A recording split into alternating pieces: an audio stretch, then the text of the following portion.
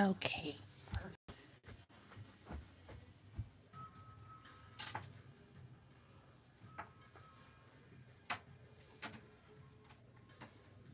Mom, the fan is on. So you know.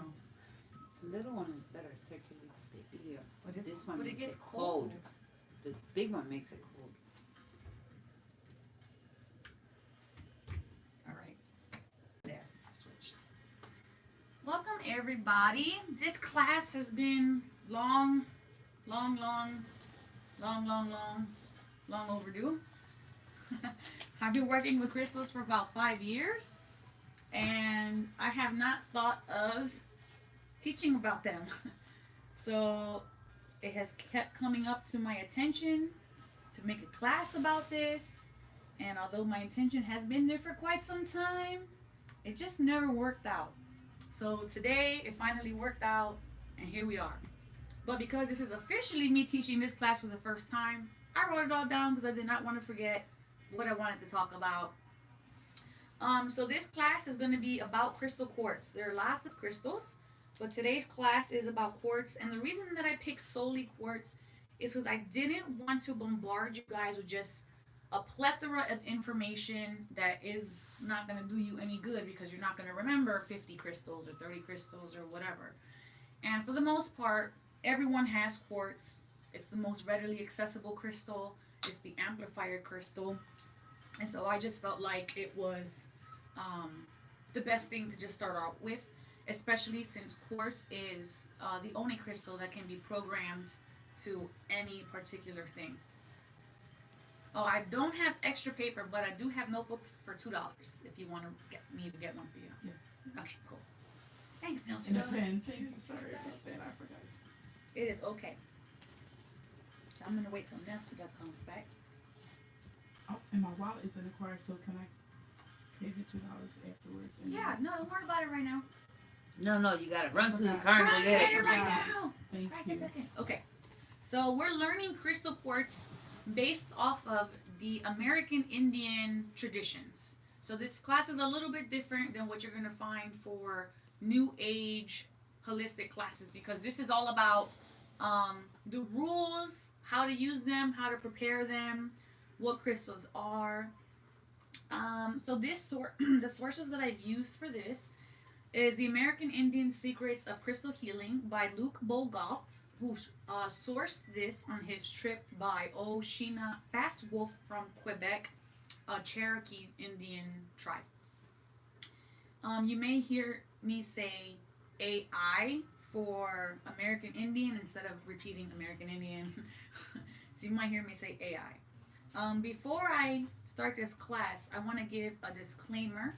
I feel like with this class or any other class, regardless of what teacher or wellness center you go to, do not accept blindly what you are told. Verify for yourself the results that you obtain with the use of any crystals that you use. Having seen for yourself, you will have faith with your work and be able to work a lot stronger because you'll have faith to back you up, which will create a stronger conviction in your healing tools. So just because I'm saying it and because I've done my research does not mean that you shouldn't go and check it out for yourself and verify it for yourself. I always recommend that. This class is about the therapeutic use of crystals, and I have to say that this is not a substitute for Western medicine. Do not stop any medications or dietary plans or anything medical, anything a medical professional has asked you to do. Do not substitute, but complement your Western care with this practice. Okay, so these teachings come from Oshina Hof the Teneth, and that is the Teneth tribe. So we're going to start off with what is a crystal. And you're going to see here some crystals wrapped in a red fabric. Just to have them present with us today. And we're going to go over the various shapes and their functions and how to use them. So what's a crystal? A crystal is a mineral substance that the molecular composition of which is arranged and geometrically fixed in space. That's to say that the molecules and structures of each individual crystal are so well aligned that it's considered perfect. The crystal quartz is thought of as the most perfect physical composition due to its molecular structure. And the phenomenon can be seen with the naked eye since the crystal's molecular structure is visible from the outside. And what those fancy terms mean basically is that when you look at this, you can see inclusions, you see shapes. We see that the quartz forms with 6 sides to the point. And this is natural. These facets on here are natural, they're not man made. This grows in this way. So, this is considered a geometric shape.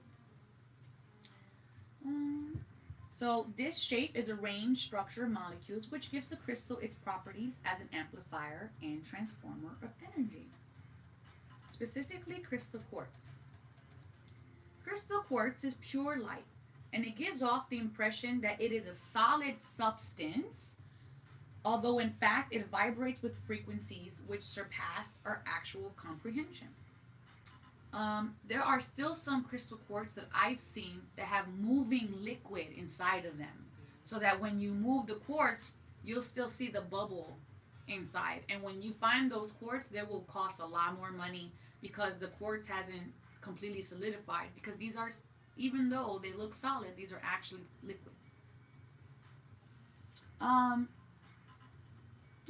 So quartz is one of the most perfect forms from the entire universe.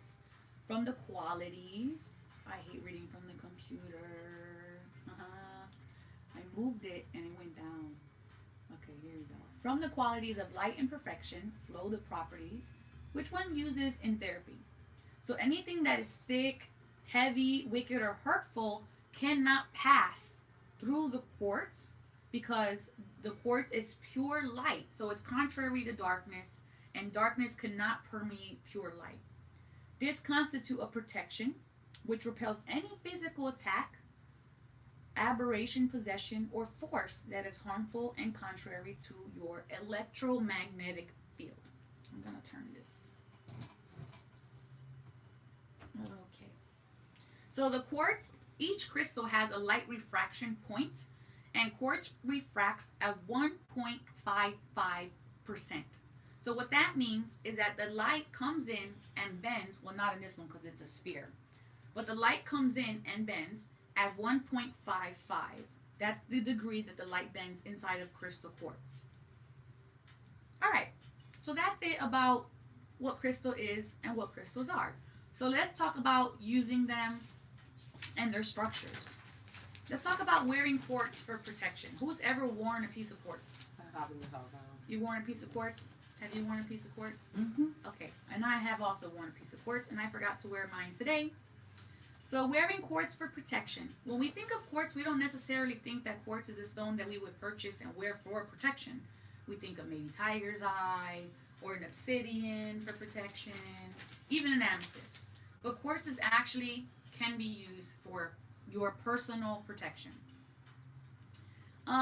This is situated at the point of the breastbone, so there's actually a way to wear your quartz for protection, and is the only way that the quartz should ever be worn. The only way. So when you wear a necklace, maybe you see mine. This is probably like a typical length. I think this is maybe 16 inches. It sits close to the collarbone, and most necklaces, maybe for aesthetic reasons, sit up here. And then you have other necklaces, maybe when you go out on a fancy day, that you have all the way down here, and it's like a really long chain necklace. However, when you're wearing quartz specifically for protection, you want to wear it in your spiritual plexus. And this might not be a term that you've heard, because when we think of the 7 chakra system, spiritual plexus is not in that system. It's not on the normal system. But we're talking about American Indian traditions. So the spiritual plexus is located between the solar plexus, which is here, the seat of the willpower, and the cardiac plexus, which is the heart chakra, as you've heard of it. The spiritual plexus sits right in between the breastbone. So right here would be your spiritual plexus. Okay, so anytime you wear quartz, it should only be worn on your spiritual plexus for protection. And this is to repel from your electromagnetic field. It is in fact the most sensitive part of the human body, the seat of the spiritual plexus, that will receive all the impressions and feelings and emotions that come from without. And when I say without, I mean circumstances around you. That is called the without. Everything outside of you. An example of an external circumstance or a circumstance without that would affect you in a detrimental or in a negative way would be the force of someone's anger against you. And therefore, to protect your energy field from this aggression and this anger, you must wear it on your spiritual plexus. On the out, this is the most important thing. On the outside of your clothes. Sometimes we think, okay, because we're wearing it for protection, we wear it on the inside, nobody's gonna see it, and it's safe. But to protect the field, it has to be on the outside. Otherwise, the light, because crystal quartz is pure light, the light will be dimmed and diminish the properties of the quartz and not be effective. Okay? So you won't be eliminating anything negative if you're wearing it on the inside. So in order to dispel any dark or malevolent forces, you gotta wear it on the outside, on the spiritual plexus. And you'll know that you're wearing it in the right spot because if you get a string to adjust like the length of your necklace, you'll know you're wearing it on the right spot because you're gonna feel a sense of happiness. You're gonna feel more relaxed. You're gonna feel more at ease. It's gonna bring in a sense of calm into your body, wearing it in that point of the body.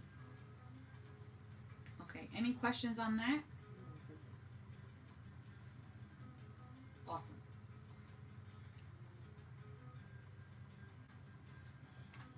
Okay, so the fundamental use of crystals, it is very important. The process is very important that you respect the crystal. That is, we're going to harp on this a lot, and actually we're going to talk about respect and meditation quite a bit. So we're going to get into that now. Meditation and respect. The first crystal which you work with, you clear and polish and purify is yourself. You are all living crystal beings.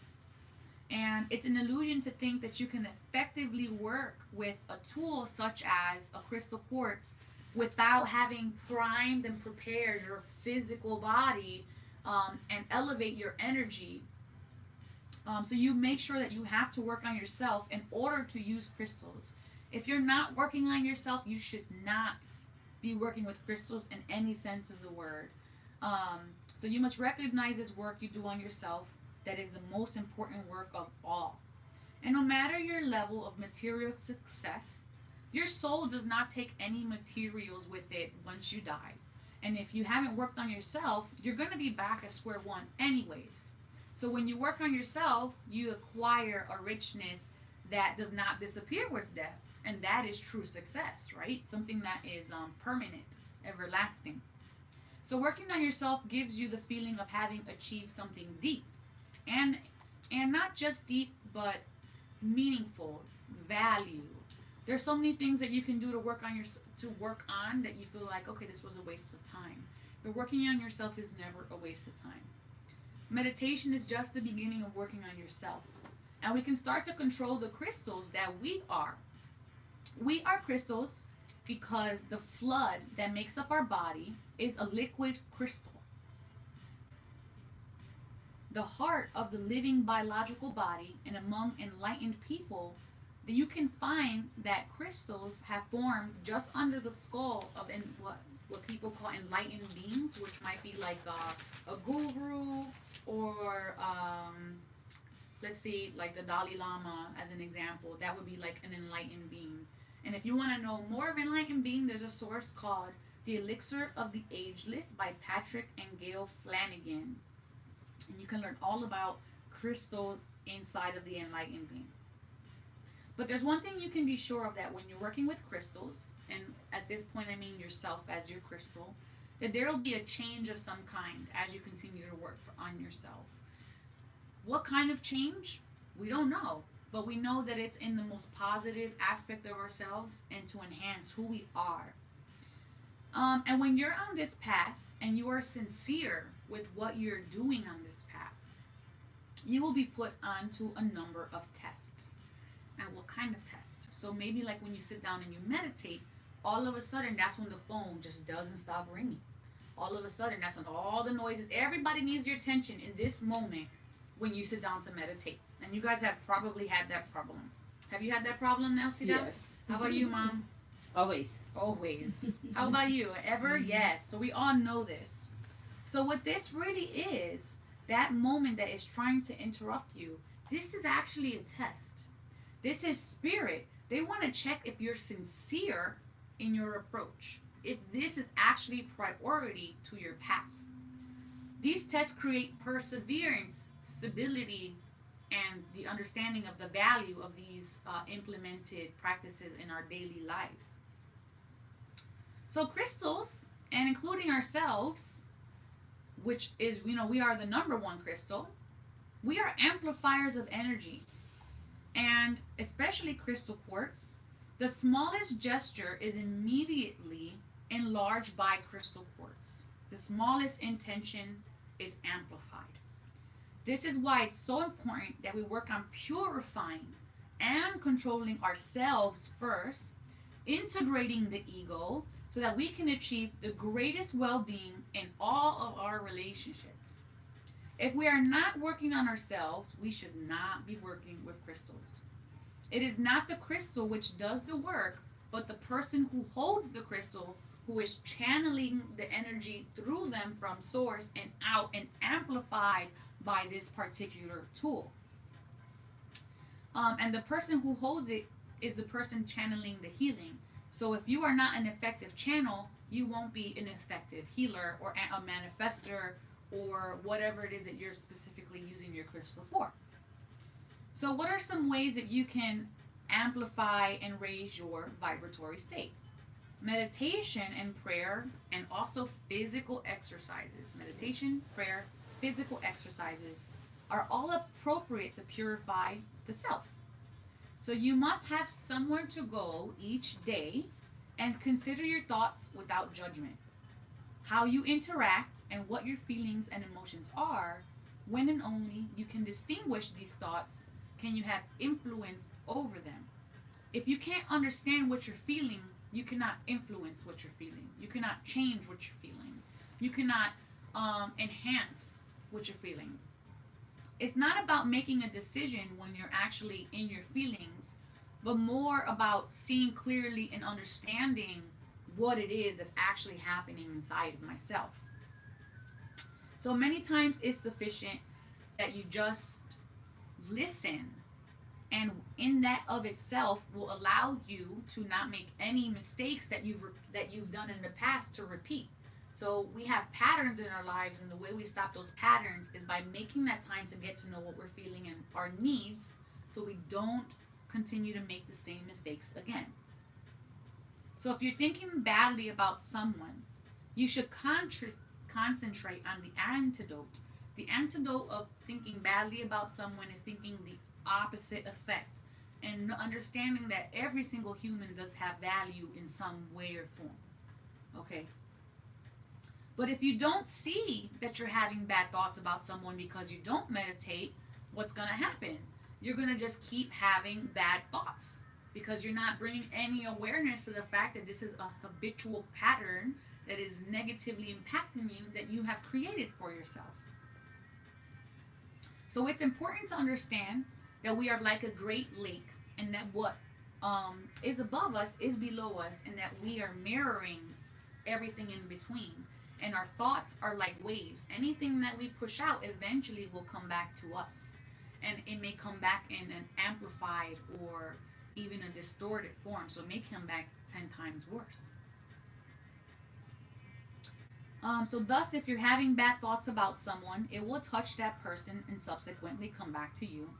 So I have a proverb here from an American Indian. And it says, one should never speak badly about people, and one should never talk about their bad sides, because to do so amplifies these negative aspects of yourself. And not only to think these negative thoughts, but to also saying them out loud encourages that negativity twice over. So when you say something bad about yourself, I don't like the way I look today, oh, just whatever, I'm stupid, or I'm not good enough, and you verbalize that, that's twice as much negative energy that you're bringing back to you as opposed to just thinking it, although thinking it, we have to break those patterns if we are thinking it. So by contrast, here is an example of what is recommended when you're having these bad thoughts or negative thoughts and don't really know how to change it. We have to give things the benefit of a doubt, right? Room to grow, room for improvement. So here's a little story that the Cherokees have. They said when the white man arrived, the Cherokee gave him a name. And you guys probably all know what that name is. Does anybody have a guess to what the American Indians called the white man? Cindy? What did the American Indians call the white man? No? The devil? Ah. That's right. Ah. It was the devil. Okay. That's what they call it. See, you guys were knowing. So the Cherokees gave them the name, the man who seems to be evil. But today, just to summarize, the devil. Right, the man that seems to be evil. That's the name. So we look at that and let's look at the root words here. Seems to be, not the man that is evil. The man that seems to be evil. The reason for this, it was to give him the chance to change and to be able to transform if he wanted to stop behaving as he was and becoming different. The Cherokees did not reinforce the white man's behavior, through their thoughts and negative words. They noted his behavior by, saying that he seems evil, but without going as far as thinking that he was irredeemably evil. Does that make sense? So maybe your neighbor is not the nicest person in the world, but we still have to give them the benefit of a doubt, right? They seem like not the nicest person in the world. Not that they aren't the nicest person in the world. Does that make sense? Okay, cool. So you should be aware that your body contains a number of channels. The grandparents and teachers of the Yani Kiwahu all lived to the age about 125 because the channels in their body remained open throughout their lives. In fact, all the way up to the point that they died, they danced every morning and their spines were erect and straight, and they were very supple in their body and capable of doing anything someone half their age was capable of doing. And that was because all of their cells were nourished through meditation. They practiced meditation twice a day, in the morning and the evening. And meditation opens all the channels of the energy body. And the life that we live is a result of our thoughts and our words and our actions. And these always come from our thoughts. Our actions come from our thoughts. So you want to make sure that you remain supple and well hydrated in your cellular body by opening a channel for meditation every day, even if it's just once a day for 5 minutes, something. Okay, so that's enough about meditation. Let's talk about respecting our tools, and then we're going to get into how to purify our tools after. So the second principle, today you're just learning 2 principles of American Indian tradition. The second principle is respect. You can understand this when you realize that crystals are in fact living beings. Scientists consider the earth as a globe of land that has stones and water, when in fact that earth is actually a living being. It's an entity that the American Indians thought of to be human at some point. And the earth has the capacity of evolution that welcomes many forms of beings that she could not have welcomed when she was in her human form. And when she transversed from human, she had to go through a lot of evolutionary stages, so reincarnation processes, and she ascended so highly that she became a planet known as Mother Gaia, if you've ever heard that term, Gaia, Mother Earth. So it is thought that Gaia, the planet, has her own spirit. And Mother Earth is in distress because her children have forgotten her. We treat the earth very badly. Crystals, according to American Indians, are part of our Mother Earth, and they're called the bones of the earth. This is what we call the bones of the earth, the crystals. So using crystals is a possession of power because you are pulling it from a living being that has power. With any power, though, comes great responsibility. And for all these reasons, we must be meticulous about the way that we use our crystals. Do our part, and not just do our part with the crystal, but do our part for the planet and Mother Gaia as well, such as recycling and not using more than we need. Wasting water, wasting electricity, wasting food. Right. And this is because we are renting the earth from our children, and future generations depend on our choices and our deeds because they are inheriting the earth from us. We're just renting, it doesn't belong to us. So respect each crystal that belongs to her body and respect the bones of Mother Earth. Understanding and implementing these two basic principles will provide a solid foundation which will create a balanced and effective therapy and respects all the laws of the universe, so heightening your practice. Something that many people don't know and don't do. Any questions on that? No? Alright, so let's get into purifying crystals. So caring for your crystals is very important. The Native Americans purify their workspaces, their homes, their sacred spaces. They even purify the space that they're going to make love in before making love. And especially, of course, Mother Earth's bones, the tools that they use. They use types of incenses such as sage. These are the herbs that they use. Sage, cedar wood, or scented hay. And you can even scented hay, cedar wood, and sage. Scented hay. So it's hay, but with like, maybe they mix it with like opal or lavender. They put a smell inside of it. And you can purify your own electromagnetic field by using these herbs as well, which you probably do now, is turn your sage on and your cleansing. So from this tribe and the Cherokee person Oshina, she actually went to a scientist to prove to see if sage actually provided any real tangible evidence that could be calculated and seen on paper with numbers and digits. So she verified this purification technique in the laboratory and found that these three herbs that I just mentioned had the potential of seizing positive ions in the air molecule and extract it from the air molecule and exchange that with negative ions. This is why it's important to open the window when you're cleansing your space with sage for any reason. This way, the harmful elements will be driven out of the space that you're working in.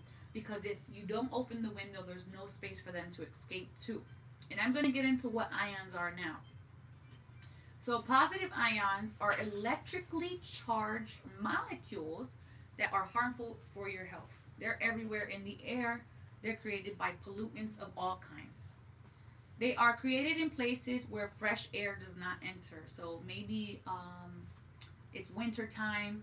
You haven't opened the window for a while because it's cold outside. You're going to have a lot more positive ions than normal. And you notice that in the wintertime, you get sick pretty easily. And that's not because of the cold. Cold, scientifically, has not been shown to make you ill. But positive ions have.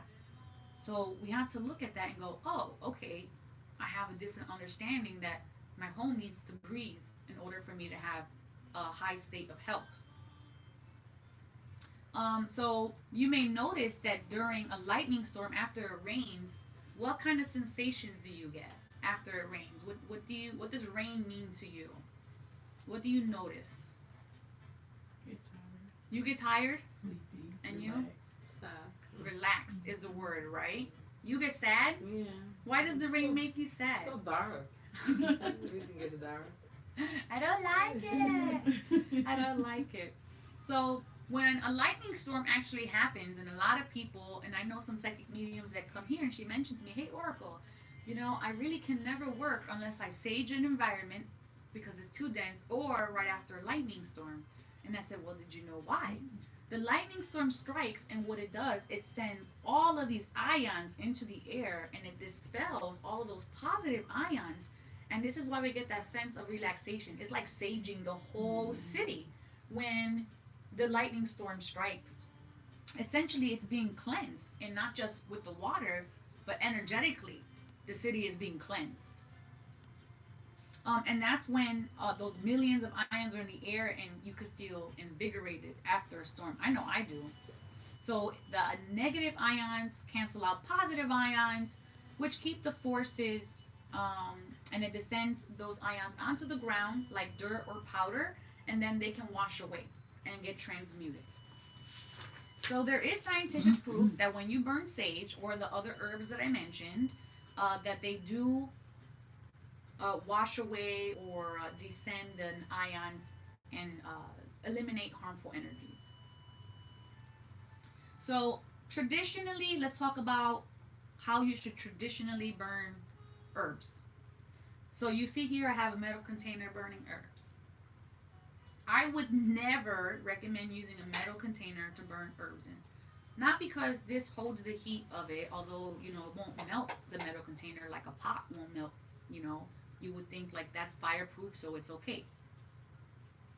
But what you want traditionally is something natural, something unchanged.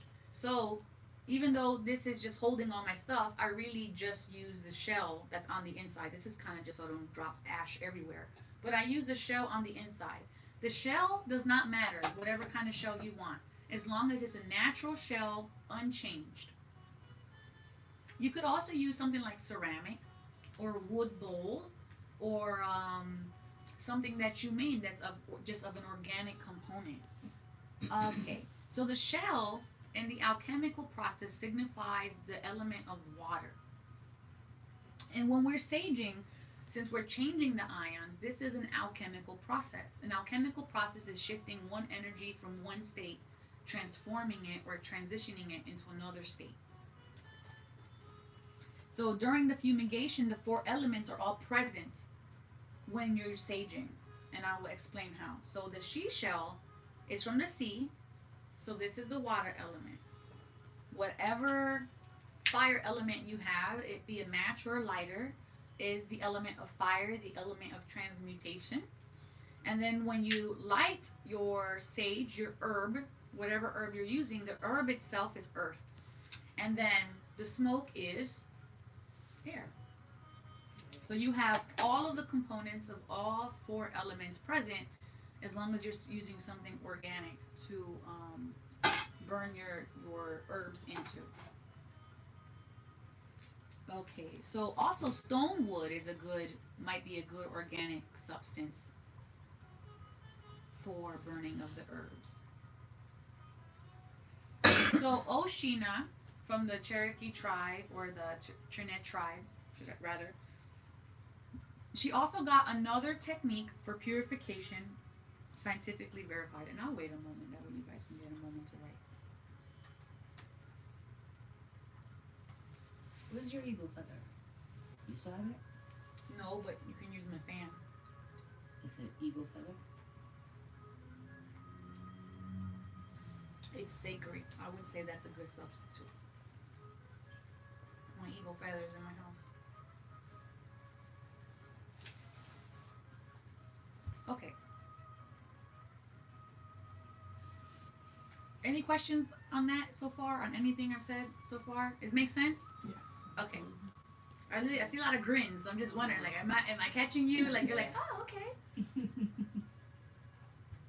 Okay, so let's talk about a scientifically verified technique for cleansing of crystals, and you're going to want to write these steps down. So you want to write down bowl, and the bowl that you use should be organic, something ceramic, wood, something like that.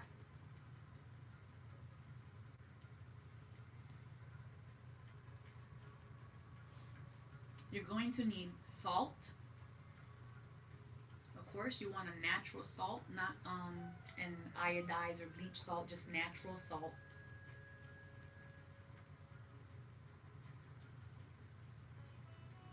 Those are the only two things you're going to need. But we're going to talk about the method. So this method is to use and cleanse every stone that you have. There are some stones that cannot be put into water, but for the simplicity of this class today, we're just talking about quartz. So this bowl is going to be placed next to your bed, and the method that we're going to be using, either, it doesn't matter what type of stone you have, if it's a polished stone, if it's a raw stone,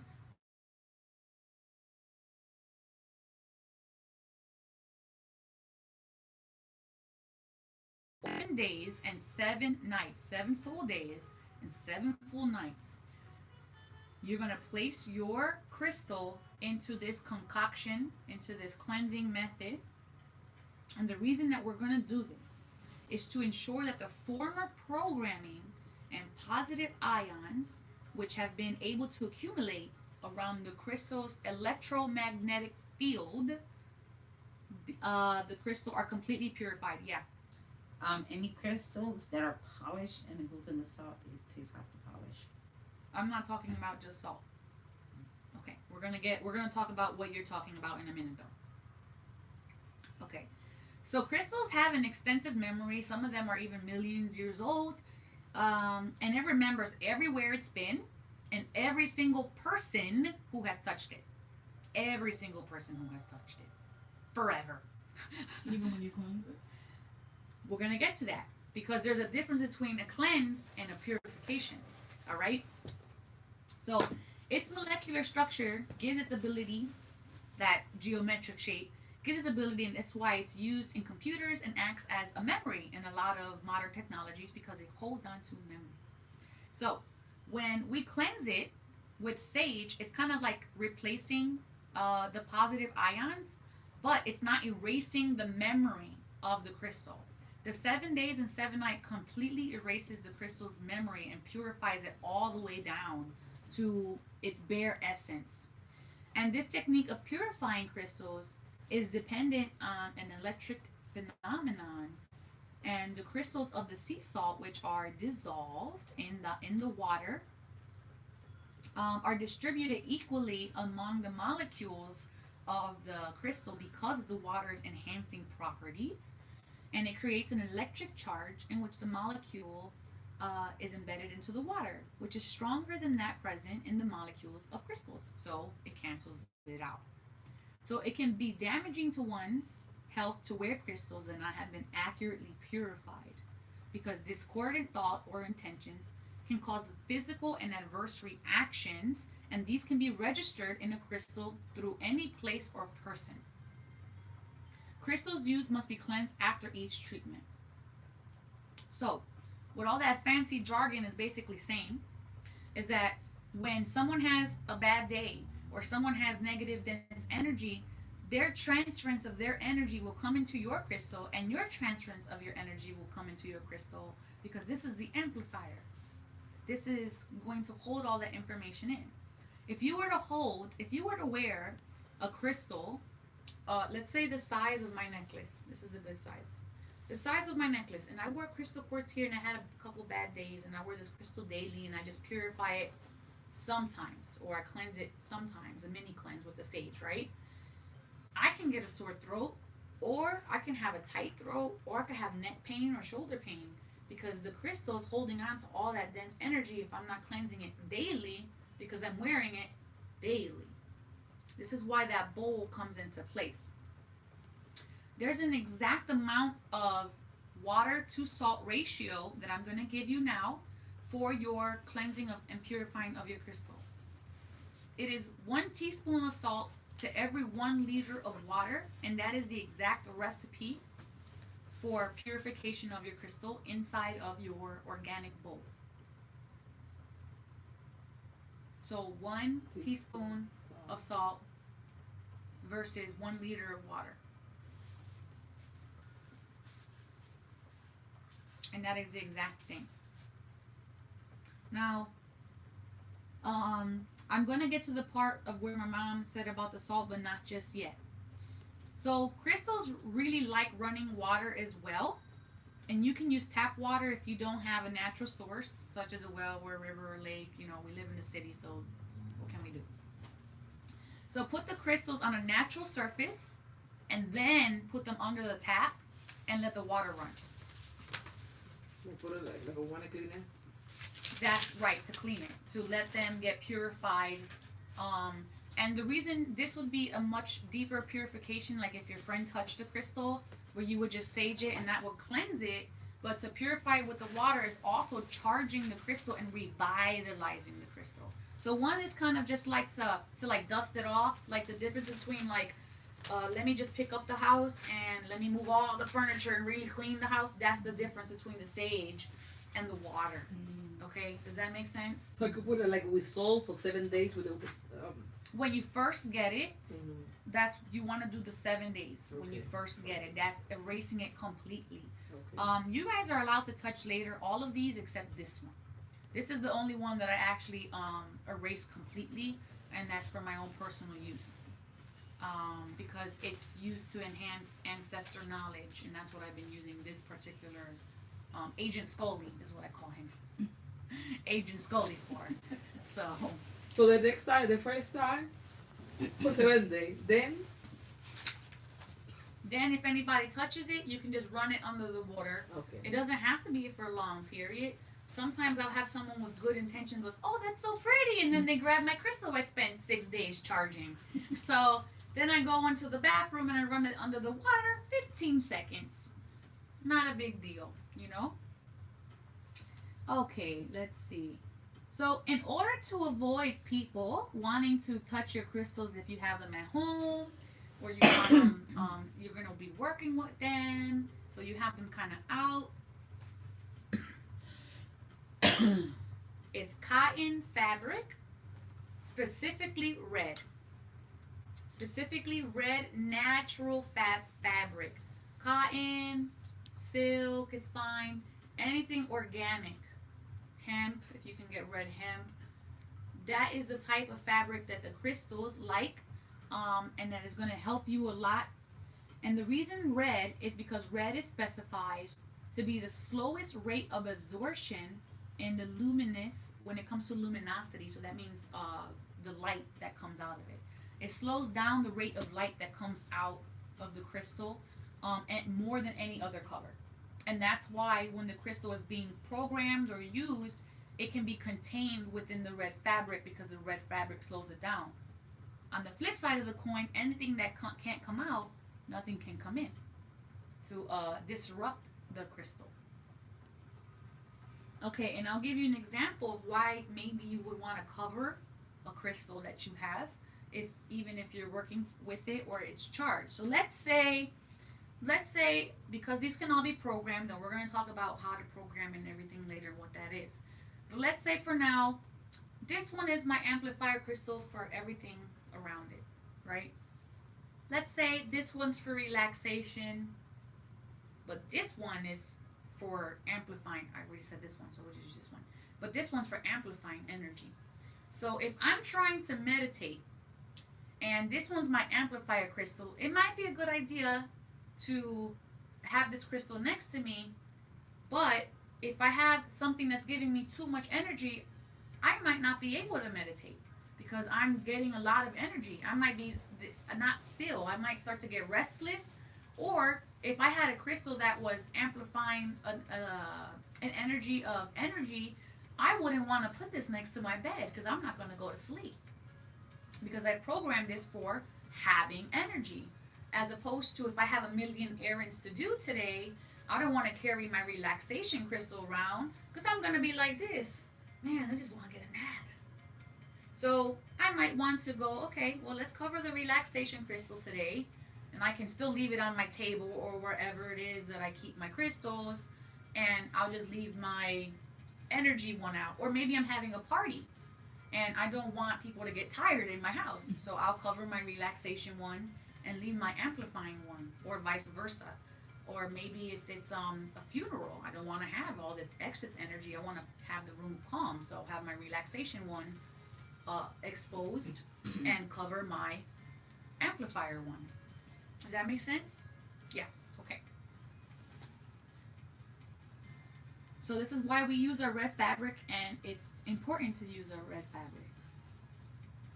Additionally, with the red fabric, if you have crystals that are programmed and you put them in your pocket together and you have two different kinds of crystals in there, once they touch, this programming can disrupt the programming from the other crystal you made. So let's say if I made this sphere into a healing sphere, and then this sphere to connect with, I don't know, extraterrestrials. Let's go with just something random. Extraterrestrials, because why not? These two things could cancel each other out and turn the programming off of each other because they've connected. So you don't want your crystals to touch each other. And that's when, if you have them in your pocket and you're carrying something around, you want to have your crystals individually wrapped inside your red fabric. So if you have a pouch of crystals and they're all doing something different, basically they're canceling each other out. Now you're thinking, okay, so what about the 7 chakra stones? That's the most popular thing, right? I carry those all around with me because they balance all my chakras. Not necessarily.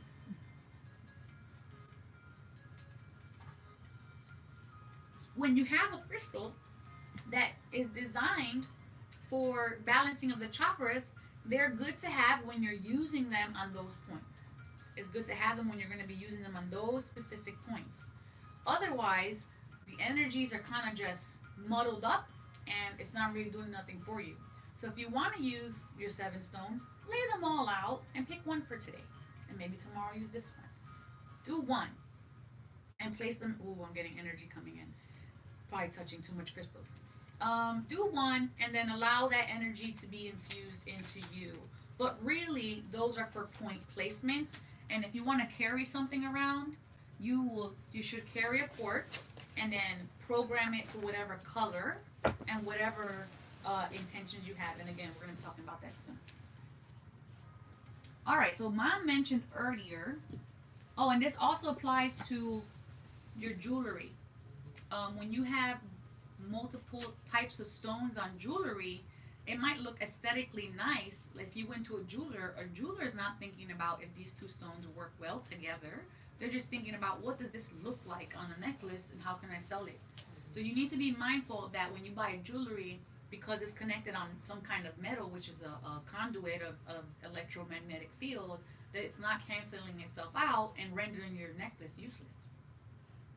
So that's something to think about. So warnings. Wow, just on the line. I know, am I giving you too much information? No. Okay, good. That's why this is a good class. It's different than a regular class, and when you just get a little crystal book, they don't give you all of this. Mhm.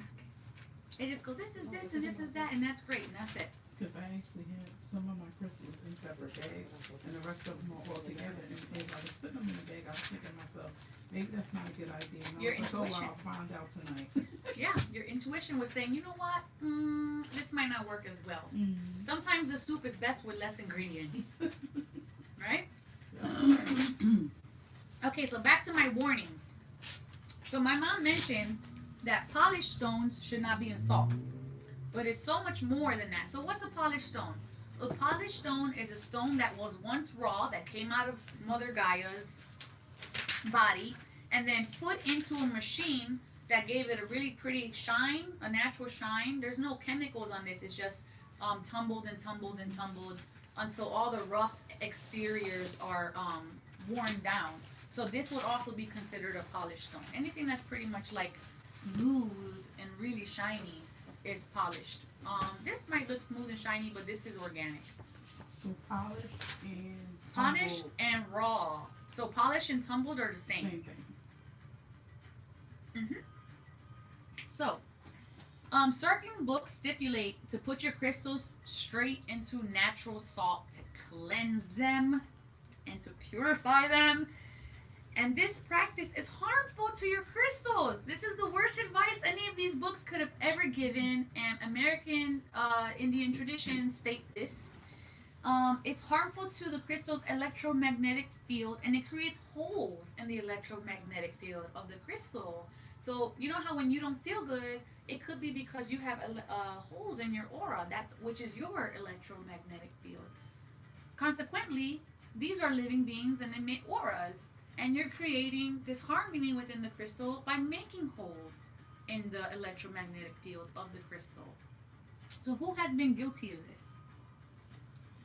Putting your crystal straight in salt. I have. I sure have. Stuck them in a bowl in salt because it's supposed to clean it faster. So I've done it, but no. Should be with water and salt. The solution that I gave you. Water with the salt. That much salt versus that much water. It's like if you're killing the So crystal. it can be right? table salt, sea salt. No sea table salt no because table table salt is processed Mhm. and is bleached. So that's the ionized salt. Mhm. You want to try to find a natural sea salt. Okay. Yes. Himalayan salt. Himalayan salt's really good as well. So if you've ever done this by mistake like I have to rectify it because these are living beings. And if this was a person and you hurt a person, what would you have to tell that person? Sorry. Mm-hmm. We did that by Yes. every single crystal that we own. We did that. Yes, we did, and I had to apologize to a lot of crystals. Yeah. Yes, So because never we again. didn't know. So we apologize to the crystal because it is part of Gaia. We are respecting its essence and its liveliness. And what you would do, just in case you ever do that in the future by accident or you read it in another book, you would bury the crystal for 24 hours. Or if you know someone that's done this, you bury the crystal in dirt for 24 hours. If you don't have dirt because you don't have a backyard, you can get a potted plant or just buy a bag of dirt, and your bag of dirt is for your crystals. Why not? We have a sandbox in the floor here specifically for that reason. Just throw your crystals in this sandbox. And you can get a 50-pound bag of sand at Home Depot for $4, just so you guys know. Wow, this is getting me so... Stop touching.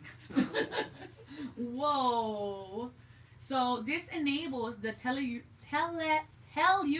forces to recover its electromagnetic field around the crystal and thus giving balance and vitality back to the crystal.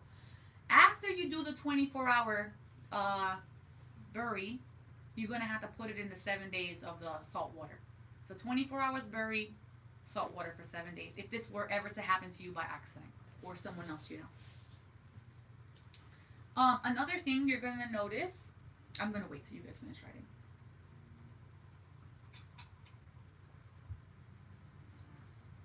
You want to touch this one? I'm just going to pass this around actually. Here you guys go. Here, kitty. Here's some things to touch.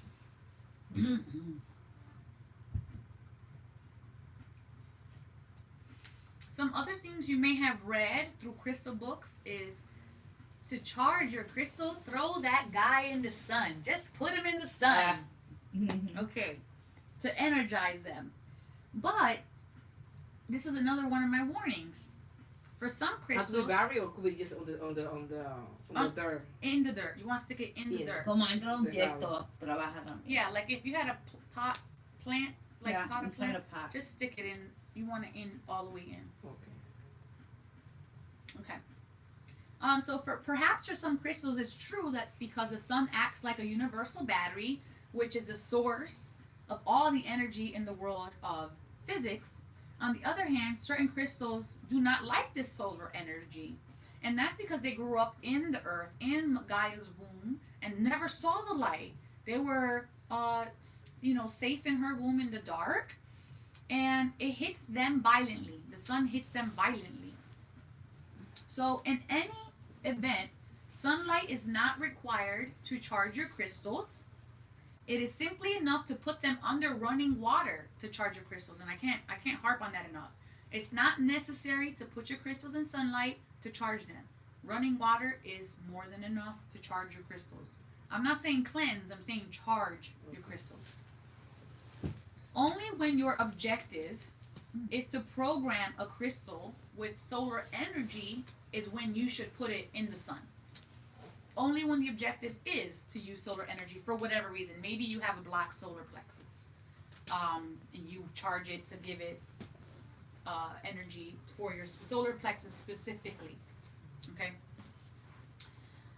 So that's the only time you would expose it to sunlight. When you want to recharge it for give like healing. When you want to give it for healing and charge it, water is sufficient.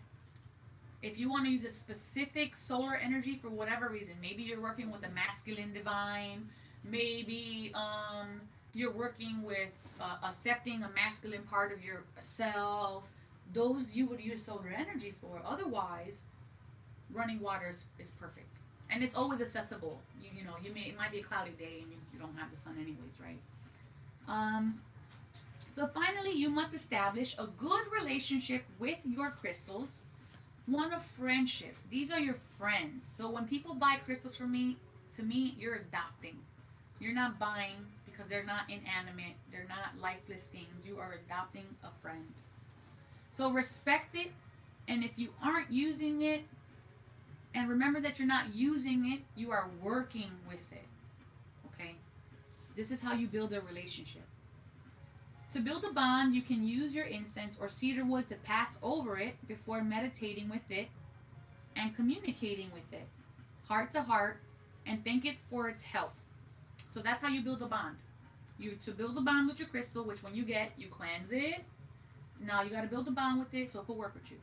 You're going to cleanse it with the cedar wood or the sage or whatever before meditating with it, and then connecting your heart to the heart of the crystal. And you're going to thank it for helping you.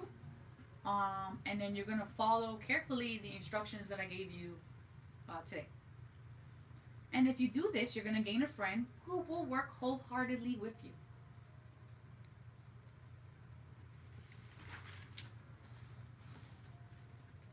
Okay. So, let's talk about crystals and wearing them. So, this kind of peeves me off a little bit because I sell crystals and crystal jewelry. And a lot of times, can you pass me just any of them? I'm just going to start holding it with the fabric. Thanks. I'm getting too much energy. So when you buy a crystal, and it look pretty on a necklace, the point for someone who is looking for aesthetics and someone who's not thinking in the form of crystal healing, you might see the point facing up, you might see the points facing sideways, but really you want the point to be facing down. Anytime you purchase a crystal that has a point, that point should always be down on your necklace, towards the ground. That grounds the energy, or other words, it earths the energy. If you put the point upward, let's just think of it like this. Which way does your sweat, where does it flow? Yeah. It flows down. All of your body excretions, they flow down. That's the same thing with anything electromagnetic that does not serve you, that is dense. It flows down. So why would you put a filter to filter that gross energy back up again? That doesn't make any sense. If you point the point upwards, it tends to accumulate energy at the level of your throat, and you will feel your throat dry up. You might feel like you can't speak. You might feel like itchiness. Moreover, you will retain undesirable forces because you're filtering that back up again, which you don't need to. Because they won't have a chance to drain down and transmute into the earth, which is what we want. So when we transmute just means the negative energy effects will be nullified by the earth. Does that make sense? Okay. So we release it into the earth. And it releases into the earth, into the ground. So when you hear someone say grounding, that's literally something going into the ground. How we look at the little outlets, we have a negative, a positive, and a ground. Mm-hmm. So we have that too. There are two legs and our energy. Our negative, our positive, and our ground. Okay? Okay. So the other thing about the crystal is that sometimes, I'll use the smaller one. So sometimes when we purchase a crystal, and it has gold or silver, to keep it on the necklace, they put like a clasp on the top, on the back of the crystal, and sometimes, or consequently, what happens is that they cover the entire back span of the crystal. The crystal needs a the crystal is breathing. It is bringing energy down into it, down out of you and down into the ground. It needs to breathe. So it needs to be able to breathe from the top and from the point. So if you buy a crystal that is completely blocked on the top, it's not going to be breathing right, and for healing purposes, it's not going to work very effectively. If you want to wear it for aesthetic, sure, why not? But if you're buying a crystal, aren't you really buying it for what it does? You want me to get you one of the points so they can see how it sits? Yeah, you can get me a point. There's actually one crystal point in there in the cabinet. Okay.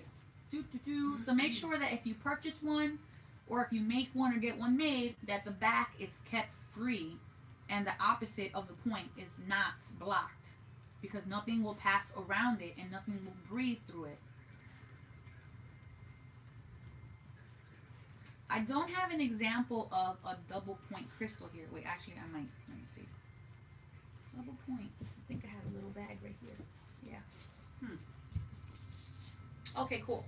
So this is actually a really good example that my mom brought in of this is a double point as well. As you can see, there's a point in the back of where there should have been, where the earth should have been. But sometimes you get made double points, and then there's a point at the bottom. But when we look at the top, it's still breathing. So you see that the cage is around it and not on top of it, suffocating the crystal.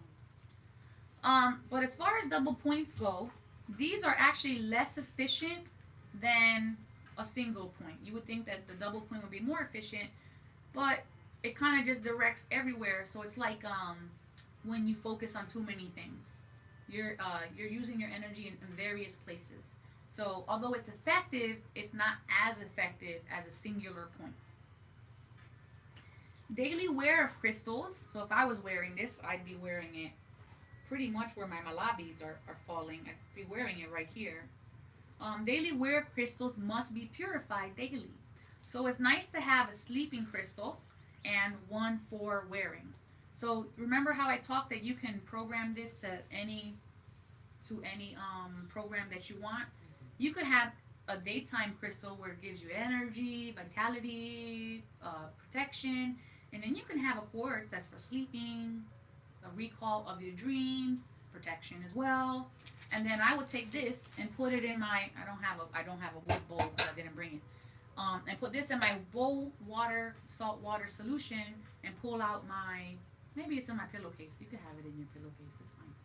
Maybe it's in my pillowcase and now I go use my sleeping time, whatever. And by the time I wake up, I pull out my daily wear crystal and it's clean and ready to go and recharge and ready to kick butt for the day. But most importantly, it has released everything and everyone that I've come in contact with during the day. And if you work in anything with a lot of customers or a lot of people, you're interacting with a lot of energy. You're interacting with many frequencies at one time. Okay. And the thing about quartz is that it's a natural attention getter. It doesn't matter how small it is. Because it's already transmuting ions, people with low dense energies are attracted to it. Because it's like the light at the end of the tunnel. And it's like, oh, I want to touch that. So before you even get a chance to say, no, please don't touch it, they go, oh, what's that? That's so cute. Where you get it from? And you're like, oh, thanks. It's cute. Thank you. But, so make sure it goes into the solution. Okay. It's definitely going to attract people. And if somebody touches it again, just purify it in the water, in the bathroom, whatever, as soon as possible.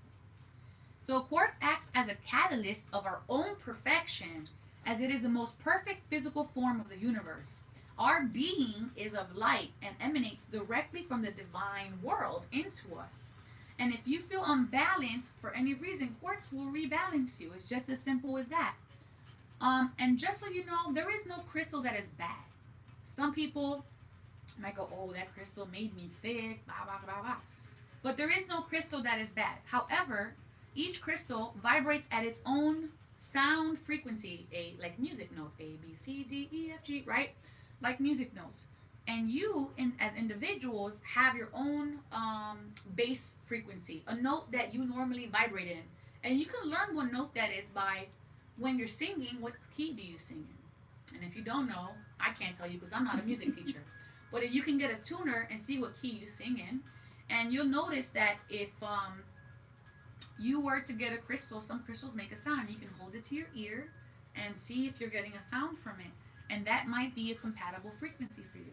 However, you could have you can have this whole little baggie of all crystal quartzes in here. And then one of them just kind of makes you feel yucky, makes you feel ill, makes you feel dizzy, makes you feel like blah. That means that music note does not resonate with you. That doesn't make it a bad crystal. It just means it doesn't resonate. It's not compatible with what your key, your base key is. And so with that, if you ever acquired a stone such as that, just give it away. Give it to somebody else. Stones have a karmic path too, so they're just trying to get to where they need to go.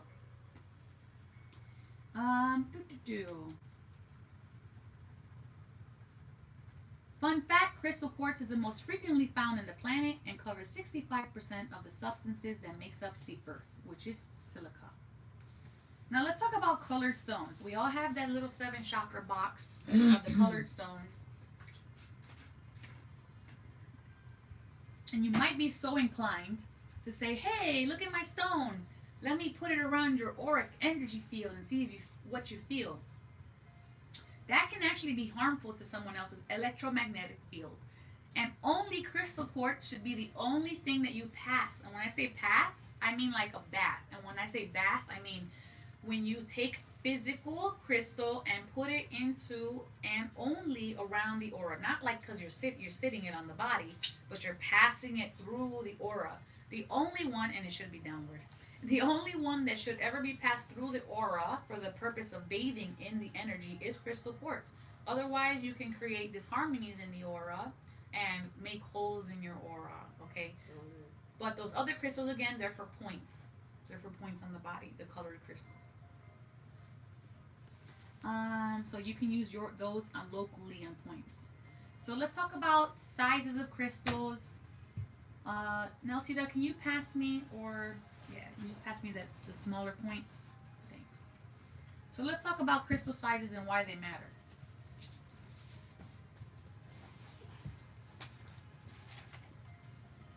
Okay. So a small point is nice to keep around. You can put it on your person to amplify energy. You can use it for protection, and you can use it for meditation in your hand. When we get to a larger point, such as this one, this is a huge point, but this is actually a rather large point. This is good for healing. I can use this as a wand. That means, what I mean by wand is basically an extension of my arm, an extension of my channel of my energy, to be focused by the point into someone or something.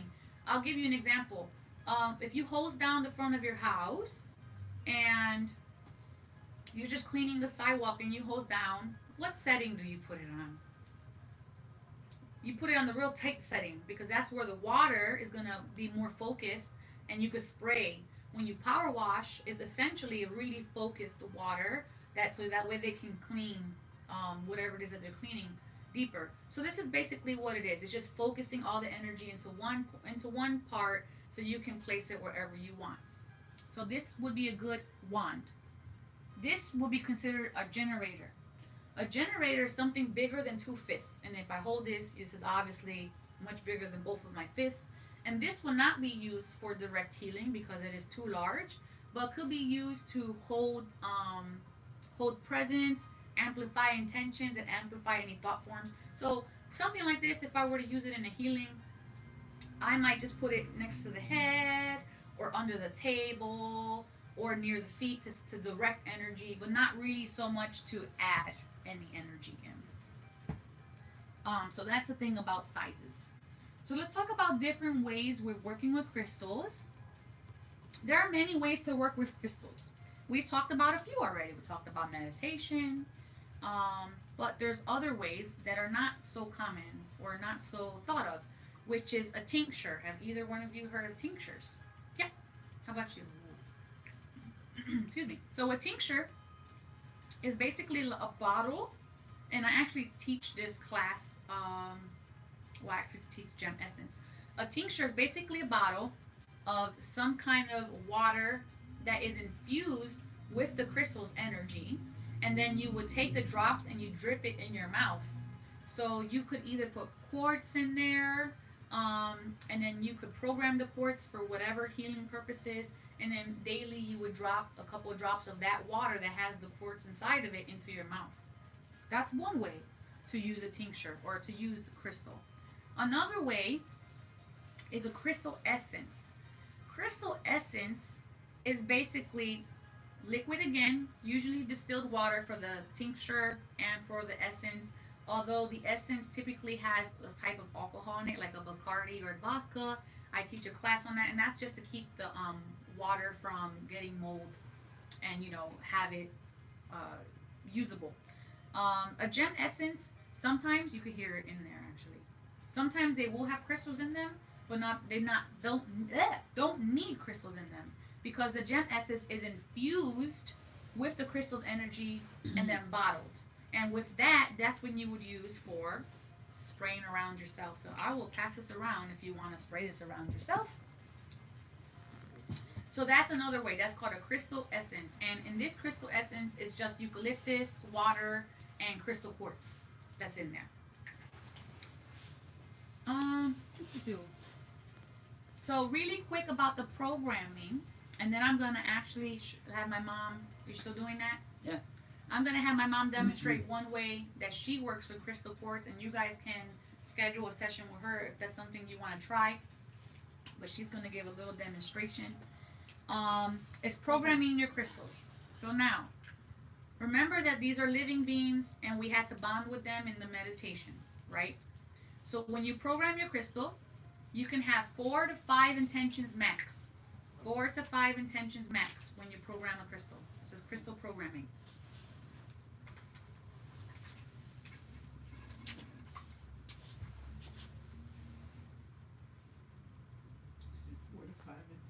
Mm-hmm. And the program will last 28 days in the crystal, or until you purify it again. How many days? 28. So if you think about it, it's almost like, what is a period cycle? 27. So it's one day longer than your period cycle.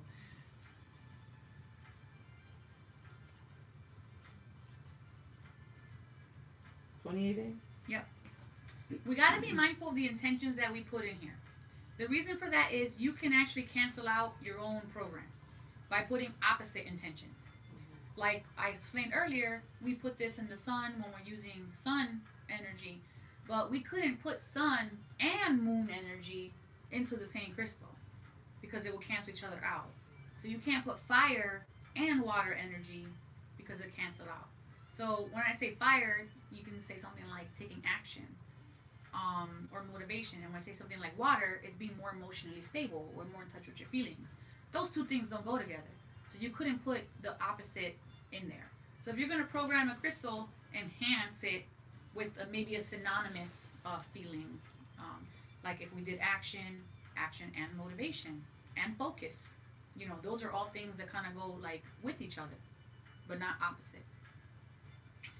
So the way you're going to program your crystals is you're going to hold it in your hand after it's been purified, after you've cleansed it, after you've bonded with it. You're going to hold it in your hand. You're going to hold it next to your heart, and you're going to intend those 4 or 5 intentions that you have. And if you're working on something specific, color related in your body, you can also put the color into here by intending the color into the crystal. And then when you're ready and you have it and it's a very sincere request, you thank the crystal for allowing it to work with you, and then you blow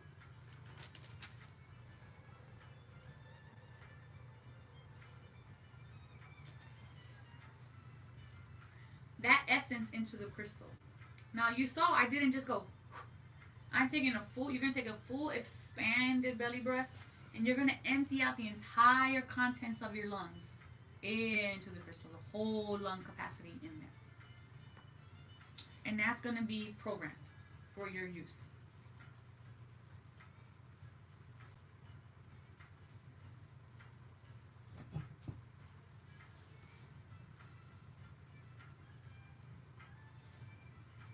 questions on that? Nope. Okay, so I'm done with all of my speaking, and I'm gonna hand over this next part to Cindy. Thank you for listening. I hope you learned a lot. Thank you. I hope this information serves you. And I'm gonna just make space for you, Mom. That way, I don't need no space. You're good. I'm just gonna need. you're gonna the just go right here. crystal. Okay. Alright, and back to the quartz crystal. It does have a lot of ways to use it for healing, even more than what was said here. And the right? camera's right there. Hi. So there are modalities also where we use stones and crystals. And this is going again by Native Americans, the way they use crystals. This is still right a quartz point. They have this point has 6 faces. I'm going to pass it around so everybody can see it. If you count them, it has 1, 2, 3, 4, 5, 6. And we're going to look for the longest point on the crystal. This is called the face C. So you can take a look at that. The widest side.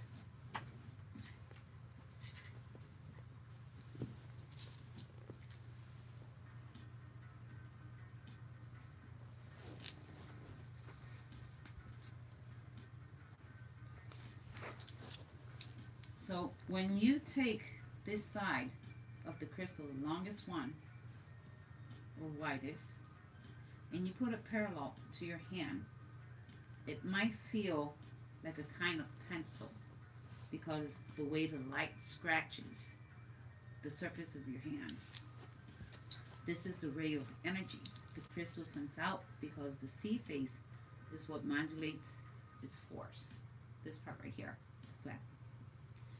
Before you ever use a crystal, right, we have to have them clean. If you used it because you used it yesterday, you had it in your purse, before you use it for healing, it always has to be cleaned out, either through water or sit in salt water. It needs to be clean. For this purpose, this is a modality actually that uses a crystal. So I can't get into the whole thing, but I'm going to give you a basic, something that she can do. First, I'm going to ground, and I need somebody to be like a guinea pig. I'm going to ground. A volunteer, you mean? Yes, I need a volunteer. So I'm going to ground here. I am see light coming in from my head all the way down, and it's going to be like white light that's going to go down into the earth, because this is for my safety, my protection, and also for the person that's going to volunteer. All right, and then my intention is to put an orange light into this crystal, because what we're going to do, I'm going to use it for your physical field. All right, so I'm going to put the intention in that it's turning orange. So can I use you? All right, so what I need to do is I'm going to rub my hands so I can start the energy flowing out my hands. At the same time, I'm going to make a huge dome of light using this crystal. White light is going to be around us. It's going to be big enough so I can walk around you, so I won't walk out of that field, out of that light field. This is our protection for this modality. So it can be either clear light, or it can have amethyst, which would be on the top. Now using this crystal, I'm going to take the C face of the crystal. You can open your eyes. I want to take the C face of the crystal, which is the flat. The point always still goes down. And for this, it's going to go in between the heart and the solar plexus. So the spiritual plexus. Yes. So right now there's a bubble, right? So I can't step out of that bubble. This is my protection and my grounding. Then my hand is going to go behind her back. This crystal should stay there for about 30 seconds. It should stay there about 30 seconds. The ray of the crystal, the feeling of the crystal, I already feel it in my other hand, which is on the other side of her body. So she's receiving healing from this crystal.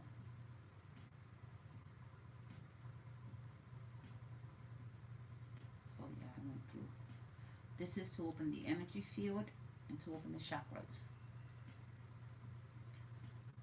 Again, this is a demonstration. Now this, after you go in this space here, you undo the head. And again, it's going to go again on the C face. And this is going to go on her head again for about 30 seconds to a minute.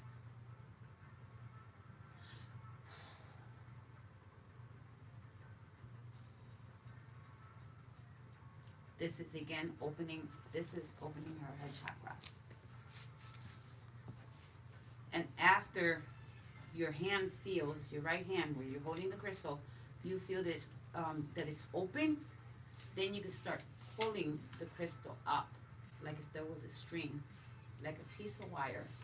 And it should give the illusion that the head is going up, the back straighter, and the shoulder straighter. And then what you're doing is you're taking away the positive ions and just pushing this up, pulling this up to the sky until you get it out of her field. So you're removing whatever was in that space of her head. And you're moving it outside the bubble? Yes, but it has to be out. So we're taking that out. Okay, I had to make notes because it's been a while having done this. Okay, once, you know, this is should be a little bit longer, but once this is done, because the person should be laying down, we would start after all the chakras, everything's open. Now we're gonna start a crystal bath. It's around the electromagnetic field. All right, so it's like cleaning you. So it's like sweeping you back to the face down. This should go down all the way from the head, all the way down the body, all the way down to the end of the toes.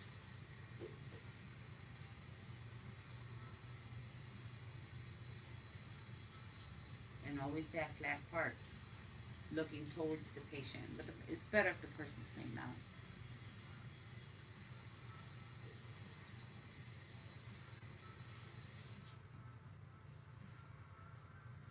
Whew. It's got a lot of energy. So you just want to do it gently because you don't want to disrupt anything.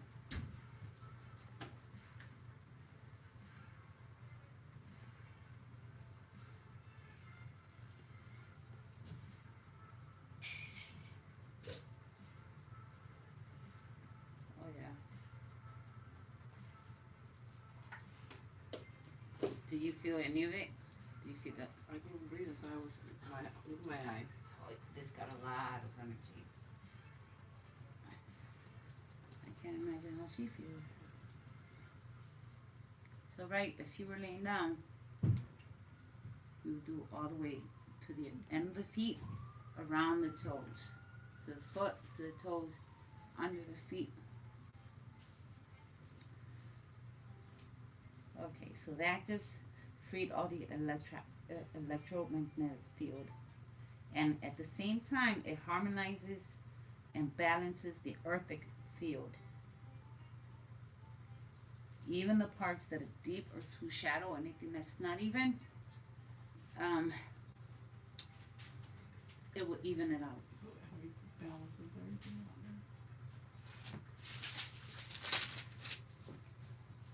So that was a general tuning up of the field.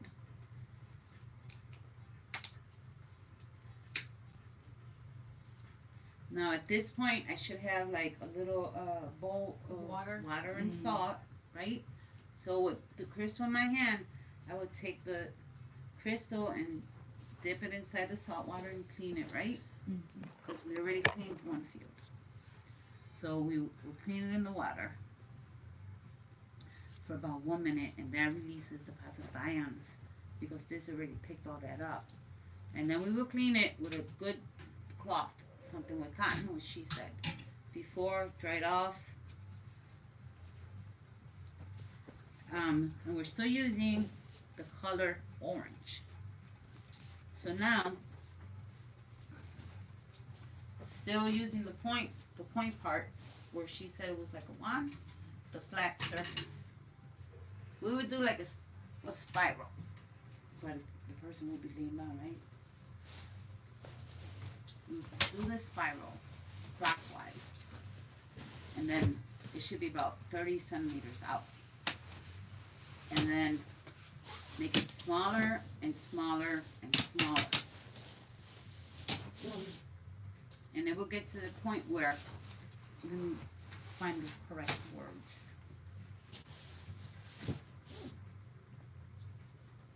You would sense like a little hook, because it's going to take up all that junk. The ray of the crystal, it's like this part here, it'll make like a little knot. And then when you feel that, you start pulling it out.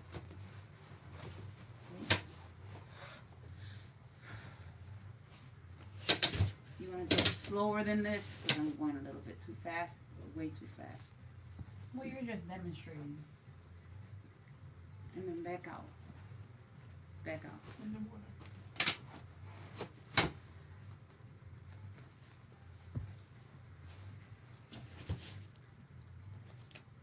All right, now this step, you're just going to keep repeating it, because you know, you got the rest of the body. But you're going to keep repeating it a few times.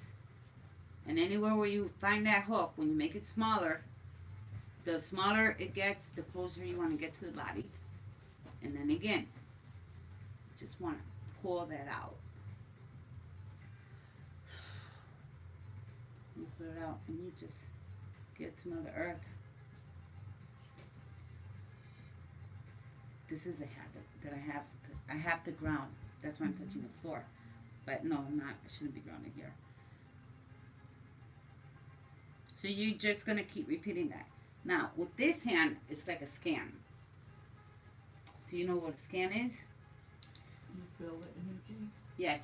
When you feel any dense or thin layer of the etheric field, which would be, that's the physical one.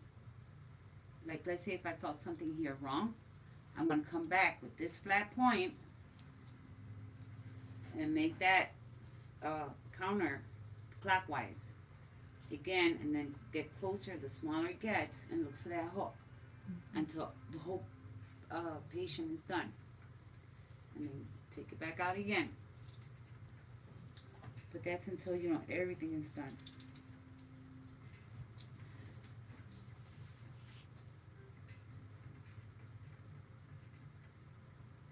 Okay, when all that's done, right, because let's say that's like a half hour doing all that, you're going to take your point again, and you're going to do that back again.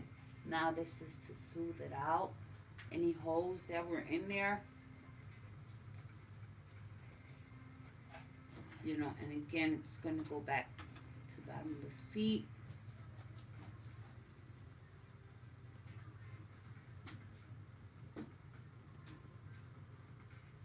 And that should be, everything should be toned up there.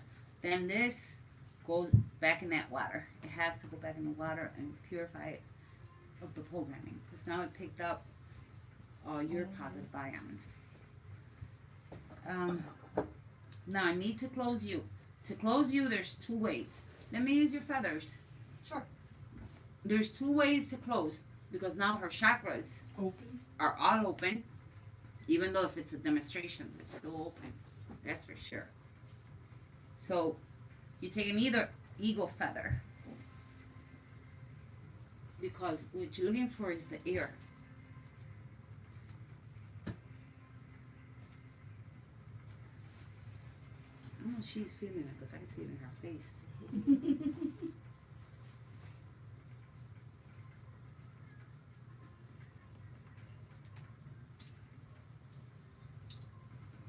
Okay, and if you cannot get a feather, you have to take both of your hands like this, make a triangle. If you're doing it on somebody else, all right, and then we're gonna start here because you should be like laying down. So I will be right on top of you, between the heart and the solar plex. Come up to the head. I feel like I can't bend. And then all the way slowly back down to the feet, out your toes, and you will be clean. You? And at the same time, I will be visualizing everything closed, but I did that with the feather. You're closed. Let me do this stone on you so you can see if you can feel it. Yeah, go Go ahead. ahead. She's feeling That's it. a good idea. So you can. Have an experience. Again. Let's see. That. And the point always comes go this way. I'm just gonna between your heart chakra and your solar plex. In the spiritual Spiritual plexus. plexus. I feel it.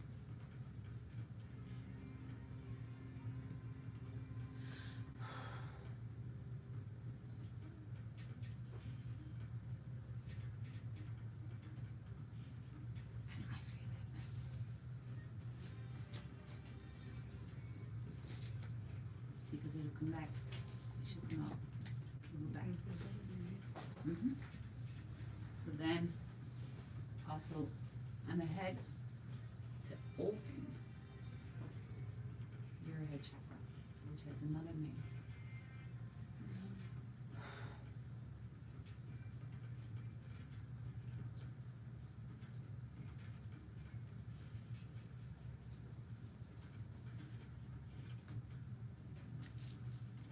And here I'm gonna pull out whatever positive ions it picked up. Merry Christmas.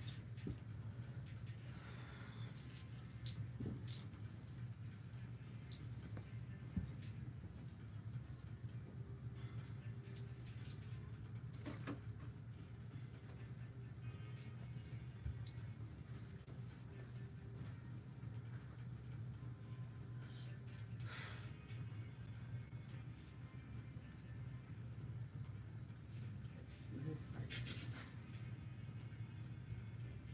Clockwise. Then as it gets smaller, you can get closer to the body.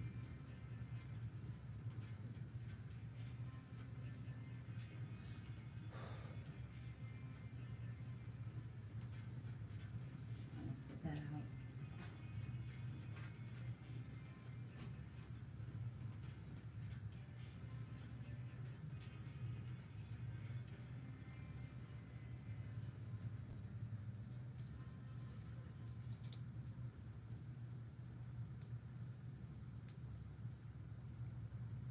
Closer to the body, smaller circles. Let's see, can you see or no?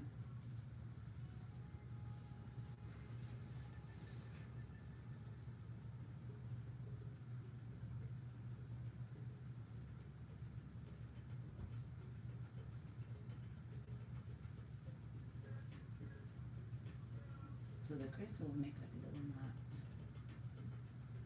Little.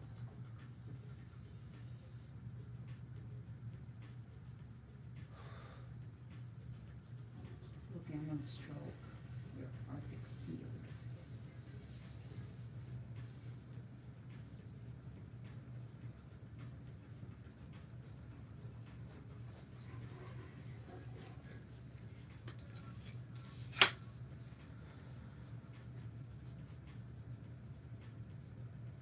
You can close your eyes if you want.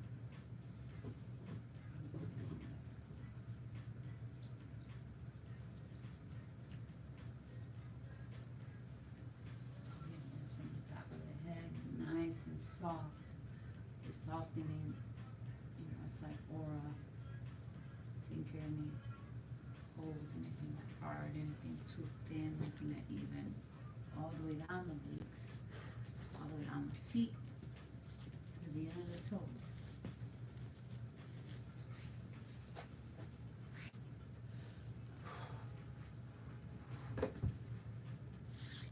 Now I'm gonna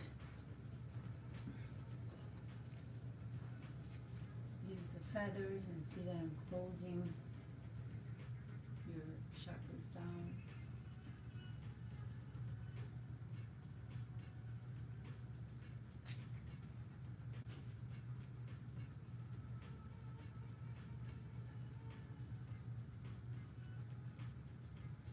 The air is just moving it.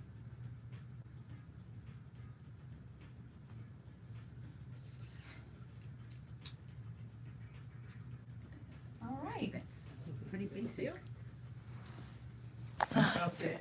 Good. What did you feel? When she pulled the what's it, the positive eyebrows, I felt like lifting. Nice. Yeah. How about you, Nelsie? How did you feel? I couldn't breathe. It was like I was like Oh. my In your throat? yeah, it was like I had to drink water, and she could tell my eye was watering right here. Was tears coming, so I had to drink the water. Oh, that's great. Yeah. Nice. Very nice. Thank you. So that's pretty much concludes our class today. Is there anything you felt like surprised you, or like information that was just like, oh, I didn't know that, or what? How did you feel about the information that you were given today in this American Indian tradition? I learned a heck of a lot. I have the books and I like glanced through them a little bit, but when it came to the purification and the charging, I thought you could just run them under water. And then when you were saying when you blow on them, you have to take the deep breath, and then I was like, so like I feel like I need to. And it's funny because when I first started collecting the crystals, I was like, I gotta store today. They're calling me. Then I would find something, and then the first week I had like 4 or 5 crystals. I came home, and I was sitting down with my fiance watching TV, and I was like, my babies are calling me. I gotta go upstairs, and he was like, what? I was like, I gotta go upstairs with my crystals, and I have them in my bedroom, but I don't think I really bonded with them. So as you were speaking about that, I was like, wow, that's something I need to do. Yep, your friends. And then when you're done with them, for whatever purpose you were using them, you can just put them away and let them have a rest. And that's, I'll make a deal with them. I'll be like, can you help me with this? And then you get to go to sleep. Then you can go to sleep and I won't bother you for a while. And then I wake them back up when I'm ready. Yeah. And the covering, like I don't have a cover. I had some in the bags, but because I like them, I took them out, so I have you can them see them all over. Yeah. Mm-hmm. So where do I can just use like a the red cotton. Anything organic red. Anything. Okay. And you can get it really cheap at what's that called? Joann's Fabrics. Okay. Because that's where I get my fabric. And you can just get instead of getting Something. craft or like special crystal blanket, just get a big old like $2 roll of. And then I can make it to size. And just cut it. That's it. Yeah, that way you can have it. And then with the red too, if you go to like a crystal convention, wear red when you go to a crystal convention, because otherwise you might have to go potty. So much energy. Because so much energy. So if you've ever been in a real big crystal store, you might get anxious and nervous. Wear red when you know you're gonna go. It'll help a lot with that. How about you, Nelsie? What was the thing here that stood out for you today? Yes, I don't know anything about crystal. I just like it, and I say let me go there and learn. So I learned how to treat them because I have my quartz and I put it on salt and water, but just one day, and I right away put it on. And that's okay for like a quick clean. But Okay. so the memory, to get the whole memory out, is the 7. It's 7 days. So 7 days and 7 nights. And I bought one amethyst that I have in the car. So what I should use that one for my amethyst that I bought it. So I put it for 7 days. I never used it on the car. Yeah, you can put it in for the 7 days and the 7 nights to clean it, and then you can put it back in the car if you want. No, I want to use it as like a necklace. Oh, okay. Oh, you wanna? Oh, how big is it? It's beautiful. I bought it like this, the piece. You Nice. so you gonna wear it as a Yeah. necklace? Nice. All right. Well, thank you for being here, you. both of you. I Thank appreciate you. your company, and Thank I honor you. And may you go in your path in love, light, and wisdom to know thyself, love thyself, and remember the divine always has your back. Namaste. Namaste.